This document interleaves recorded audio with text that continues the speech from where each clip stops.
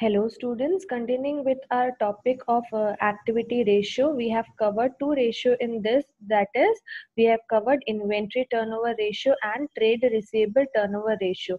Today in this video we are going to learn about trade payable turnover ratio. See, trade payable and trade receivable, we know that they are opposite to each other. When you talk about trade payables, what are trade payables? It is a combination of creditors and bills payables. Okay, it is combination of creditors plus bills payable, so you'll get your trade payables. Now this ratio shows that how much efficient a firm is in paying its trade payables or managing its trade payable. That means how much efficiently or how well are we managing our trade payables.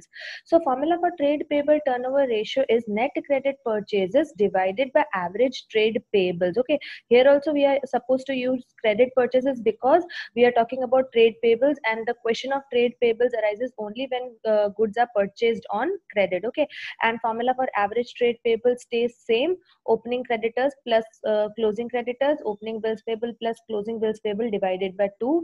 It will be same as what we learned in trade receivables. Okay, and then talking about this ratio, higher the ratio, it shows that we are not availing much credit facility. That means we are not using our credit time more, and this increases the credit worthiness of the firm. If ratio is low, that means you are paying your trade payables very not quickly, you're not paying them quickly, and it affects our credit worthiness. Okay, so let us do a sum related to this. Here I am having question. See, from the following particular taken from the books of Tata Press Limited, calculate trade payable turnover ratio and average payable period. Okay, so we have to find average payable period also. This average payable period I have already taught you in average this trade receivable turnover ratio. Okay, so formula stays same here also. First of all, let us find out trade payable turnover ratio. So formula for trade payable turnover ratio is net credit purchases divided by average trade payables. Okay, so net credit purchases, let us see if you're having net credit purchases, you're having total purchases, that is 8,50,000 is total purchases. You're having cash purchase as 1 lakh and purchase return as 50,000. Okay, but what do we require for our question? We require credit purchases. So what we'll do to find out net credit purchase, we'll deduct cash purchases from total purchases, that is we'll deduct 1 lakh from 8,50,000, and we want net credit. So what we'll do, we'll deduct purchase return also. So 8,50,000 less 1 lakh less 50,000, you'll get 7 lakh as your trade net credit purchases. Okay, so got your net credit purchases as 7 lakh. Now talking about average trade payables, we know that is opening trade payables plus closing trade payables. Okay, here it's not bills payable, it will be closing trade payables because we are having trade payables, closing trade payables. So opening trade payables plus closing trade payables divided by 2. So yeah, here you are generally given creditors. So if you'll write here opening creditors, then also it's fine. Okay, so opening creditors plus closing creditors divided by 2. So it will give you 1,60,000 plus 1,20,000 divided by 2. You'll get your average trade payables as 1,40,000. Okay, so now putting this in the formula, you'll get net credit purchases divided by average trade payables, that is 7 lakh divided by 1,40,000. You'll get your trade payable turnover as 5 times. Okay, now next thing what was asked was trade payable period, average payable period. Okay, we were asked average payable period in days. Now when it is asking in days, you have to use a formula for days. Formula of average payable period in days is number of days. Here this will be number of days. Okay, so how many how many days are there in a year? 365. Okay, so number of days divided by trade payable turnover ratio, that is 365 divided by trade payable turnover, which we got as 5 times. So 365 divided by 5, you'll get your average payable period as 73 days. Okay, I hope this basic concept is clear. So let us move to some textual questions or textual sum related to it. Now beginning with the textual question. questions of trade payable turnover ratio. See, first one, what it is saying, calculate trade payable turnover ratio and average debt payment period from the following information. That is, creditors are given to us and bills payables are also given to us, and opening and closing both are given. Total purchases is given to us, purchase return is given to us, and cash purchases is given to us. Formula for trade payable turnover ratio is net credit purchases divided by average trade payables, right?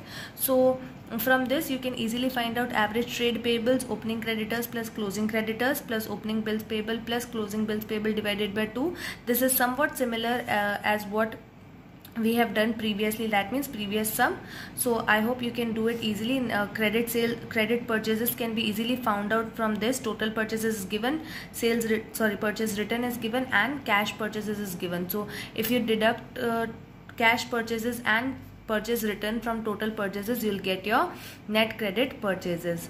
Now moving on to next question, see what it is saying, calculate trade pay. Okay, now in this ratio, in this sum, we forgot about average debt payment period. Now see, when it is saying average debt payment period and it is not stating in days or months, okay, so always consider or find out your answer in months.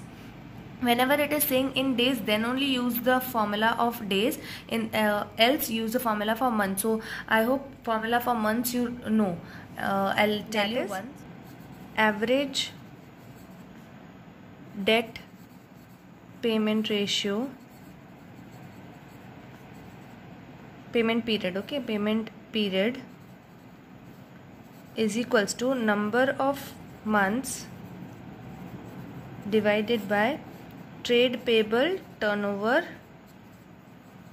ratio. Okay, so months will be 12 and whatever ratio you find out, you'll get your average debt payment period. Okay, moving forward to next question, that is question number 101. See, here also you are given opening creditors, opening bills payable, closing creditors and closing bills payable, and the data related to purchases, cash purchases and purchase return. You can easily do this. Moving to question number 2, there are 4 cases in this, and this is also very simple.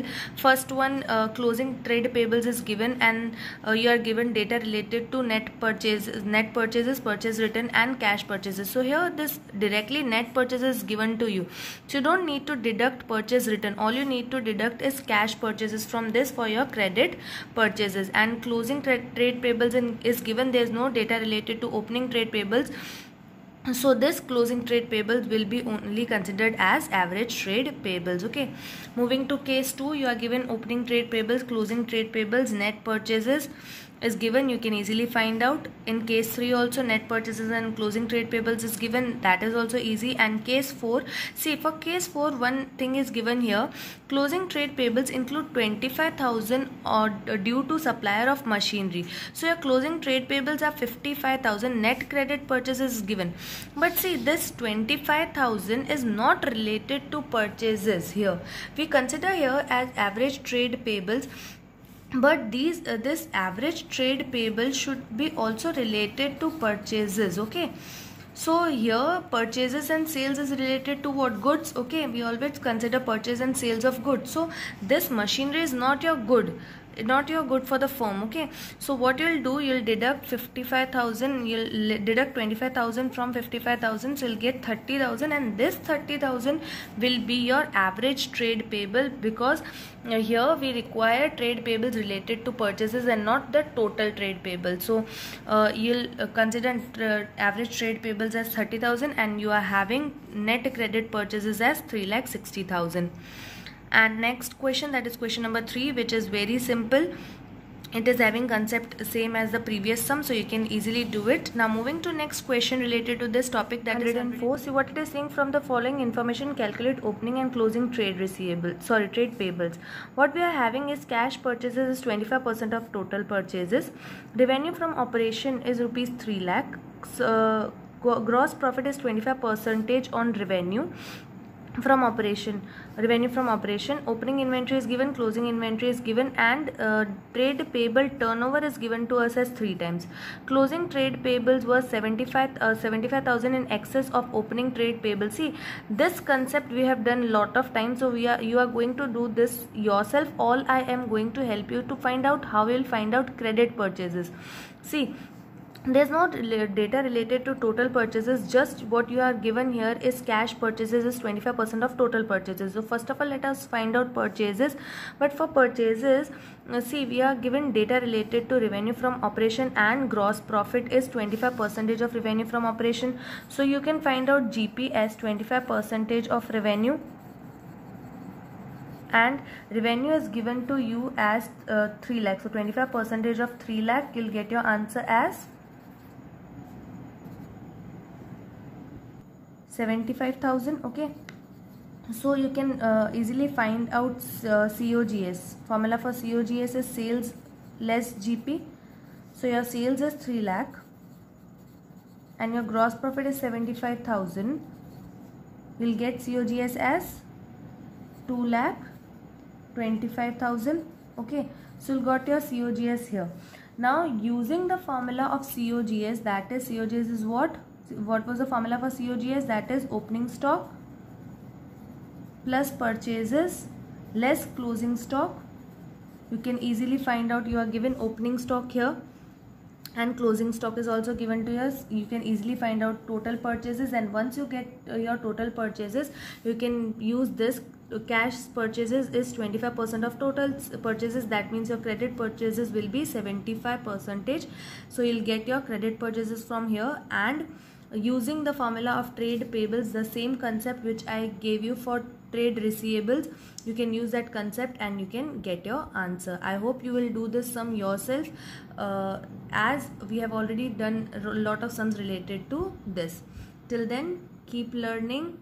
Thank you.